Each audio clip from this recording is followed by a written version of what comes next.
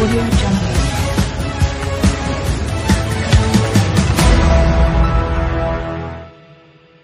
Kemampanan fiskal. Bajet 2022 telah diumumkan langkah tertentu untuk menjana hasil tambahan seperti cukai makmur dan juga pengenaan cukai atas pendapatan luar negara. Namun demikian, kerajaan telah mengambil pendirian untuk tidak memperkenalkan cukai baru dengan asas meluas. Pada masa ini, kerajaan mengutamakan pemulihan ekonomi negara dan tidak ingin membebankan rakyat dan perniagaan secara amnya. Seperti yang dinyatakan Yang Berhormat Labuan, semua ahli Yang Berhormat di dalam Dewan Yang Mulia ini telah pada Oktober tahun lepas dengan sebulat suara meluluskan peningkatan had statutari hutang negara kepada 65%. Sehingga akhir Disember 2021, jumlah hutang statutari Kerajaan Persekutuan yang merangkumi Sekuriti Kerajaan Malaysia MGS dan Bil Perbendaharaan Islam Malaysia MITB berjumlah RM922 bilion Malaysia atau 59.7% daripada KDNK.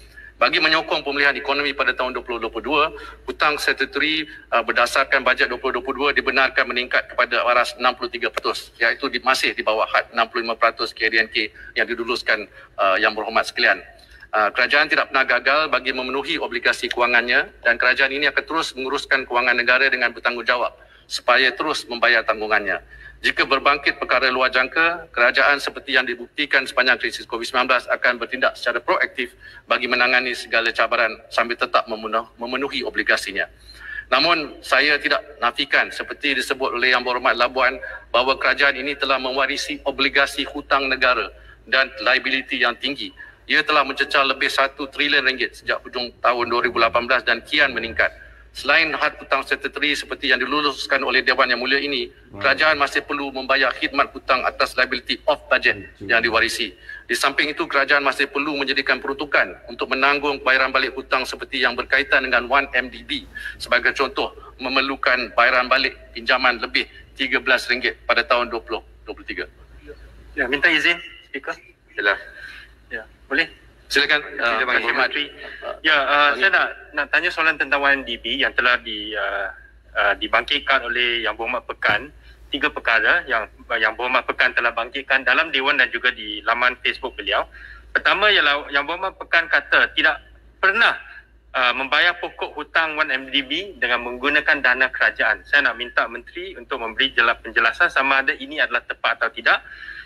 Isu yang kedua ialah dalam laman web Facebook Yang Berhormat Pekan, beliau telah kata bahawa kerajaan boleh menjimatkan bayaran faedah jikalau bond 1MDB boleh ditebuskan secara awal. Adakah ini tepat atau tidak? Dan ketiga, Yang Berhormat Pekan juga mendakwa bahawa pengambil alihan IPP swasta oleh 1MDB telah menjimatkan wang untuk kerajaan dan telah menambahkan reserve untuk tunai wang tunai Petronas. Adakah ini benar atau tidak? Terima kasih. Terima kasih Yang Berhormat Bangi, Datuk Yang di-Pertua. Terima kasih Yang Berhormat Bangi, Datuk Yang di-Pertua. Berkenaan hutang 1MDB, terdapat sebenarnya beberapa ahli berhormat yang telah membangkitkan perkara ini, termasuklah Yang Berhormat Paul Dickson dan juga Bagan. Setakat 28 Februari 2022 dengan andaian kadar tukaran wang asing $1 bersamaan RM4.20, baki komitmen hutang 1MDB yang melibatkan bayaran prinsipal serta faedah 3 bond dan 1 sukuk adalah sebanyak RM38.8 bilion. MOF juga ingin memaklumkan bahawa dana awam masih perlu digunakan dan pernah digunakan untuk menanggung hutang 1MDB, sama ada dari segi bantuan langsung ataupun melalui dana pemulihan aset 1MDB. Berikutan masalah kewangan yang dihadapi 1MDB, kerajaan dari April 2017 hingga November 2021 telah menyalurkan bantuan kewangan dalam bentuk pinjaman atau pendahuluan berjumlah lebih 10 bilion ringgit melalui MOF dan juga syarikat Menteri Kewangan diperbadankan bagi tujuan membayar komitmen dan faedah hutang 1MDB. Selain daripada bantuan kewangan langsung daripada kerajaan, faedah hutang 1MDB juga dibiayai dengan menggunakan dana pemulihan aset 1MDB atau recovery fund trust yang dimasukkan ke dalam satu akaun amanah di bawah MOF yang diberikan namalah akaun amanah mendapatkan kembali aset atau dengan izin aset recovery. Ini bermakna jumlah pembayaran yang telah dibuat oleh kerajaan adalah sebanyak 13.31 bilion ringgit. Pada masa ini, dana akaun amanah yang masih berbaki sebanyak 15.7.6 bilion ringgit tidak mencukupi untuk melunaskan kesemua prinsipal hutang 1MDB.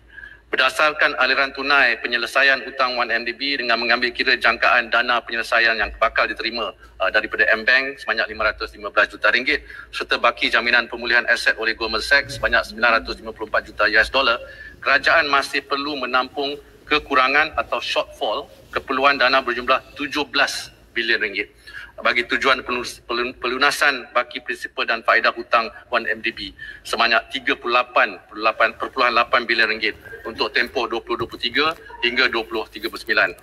MOF juga ingin menjelaskan soalan kedua tadi daripada Yang Berhormat Bangi. Penebusan awal terbitan bond 1MDB ini bukannya perkara mudah. Ini kerana ia perlu mendapatkan persetujuan pemegang bond dan juga melibatkan aspek undang-undang yang rumit serta keperluan untuk mereka bersetuju dengan harga penebusan awal. Jadi bagi bond-bond yang diterbitkan dalam dolar Amerika, kerajaan juga rugi kerana nilai penebusan akan menjadi lebih tinggi berdasarkan kadar tukaran wang semasa, juga serta harga bond 1MDB yang kini telah melonjak kerana interest rate kerana faedahnya yang jauh lebih tinggi berbanding kadar faedah semasa di pasaran. Jadi kerajaan akan terus memastikan hutang 1MDB dibayar pada masa yang telah ditetapkan bagi mengelakkan berlakunya event of default yang bakal memberikan implikasi buruk kepada ekonomi negara kerana hutang-hutang kerajaan dijamin oleh kerajaan Malaysia melalui jaminan kerajaan dan juga surat sokongan. Pada masa yang sama, kerajaan akan terus berusahalah untuk mendapatkan semula dana berkaitan 1MDB yang telah diseleweng sama ada melalui tindakan undang-undang maupun rundingan penyelesaian bagi melunaskan hutang 1MDB dan juga mengurangkan beban kewangan kerajaan. Soalan yang ketiganya ialah mengenai pembaruan dasar penentuan harga pengambilan IPP swasta ni telah menjimatkan wang untuk kerajaan dan menambahkan rezerv tunai Petronas. Apakah benar atau tidak? Ya, Petronas mematuhi pembaruan dasar penentuan harga gas kepada IPP ini dikuasakan oleh kerajaan sejak Mei 2011, di mana harga gas dijadualkan untuk kenaikan setiap 6 bulan sehingga mencapai harga pasaran.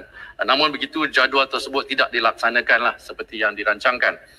Dasar penentuan harga gas ini tidak berkait dengan rangka perstrukturan model IPP di Malaysia, sama ada melibatkan 1MDB atau sebaliknya. Jadi pembangunan gas asli masih memerlukan pelaburan besar yang berterusan, di mana Petronas menggalas tanggungjawab untuk memastikan keselamatan dan kelangsungan bekalan gas untuk sektor tenaga dan industri di Malaysia. Jadi Petronas bukan dalam kedudukan untuk memberi sebarang ulasan pada masa ini berkaitan dengan pengambil alihan IPP oleh 1MDB yang telah menjimatkan wang untuk kerajaan. Yang Berhormat Menteri, masa telah jam 1, kita break.